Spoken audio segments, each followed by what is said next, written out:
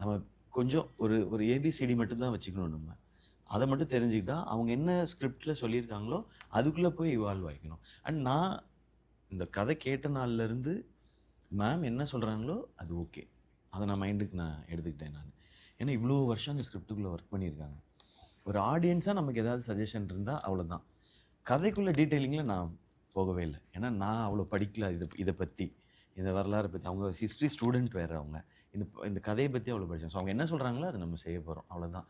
அவங்க என்ன டெசிஷன் எடுக்கிறாங்களோ அது ஓகே. அவங்க யாரை இந்த படத்துக்குள்ளே என்ன காஸ்டிங்காக கொண்டு வந்தாலோ டெக்னீஷியன்ஸாக கொண்டு வந்தாலோ அதுதான் என்னுடைய டெசிஷன்றது. இவ்வளோ பெரிய ஒர்க் போயிருக்கு.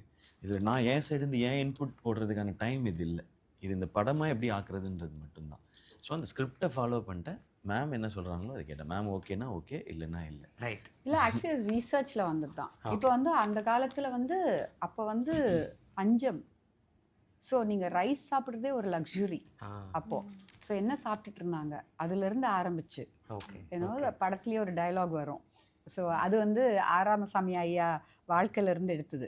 அவர் ஒரு பெரிய போராளி, மஜ்ரா காலேஜில் படிச்சுட்டு இருந்தார் அப்போது.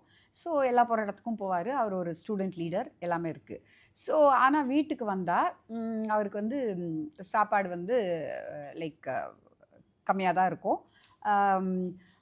ரசம் ரைஸ் இருக்கும்.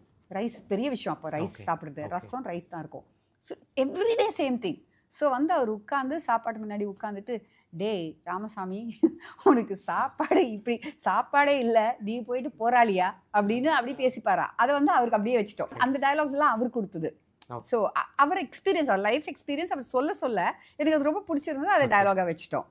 அதே மாதிரி ஒரு சௌராஷ்டிரியன் வந்து இருப்பார் படத்தில் இருக்காங்க. இருக்கும்போது இவர் மதுரைக்காரர் இல்லையா, ராமசாமி ஐயா வந்து மதுரைக்காரர். அப்போது அவங்கள வந்து பட்டு நூலான்னு தான் கூப்பிடுவாங்களாம். ஸோ அது வந்து பட்டு நூலா பட்டுன்னு கூப்பிடுவாங்க.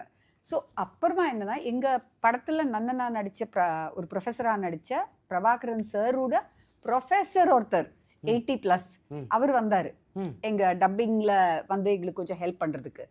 அவர் ஷாக், நாங்களாம் அப்போ பட்டு நூலான்னு தான் கூப்பிடுவோம் இவங்களை, அதெல்லாம் உங்களுக்கு எப்படி தெரிஞ்சது? So that was R Ramasamy ஐயா.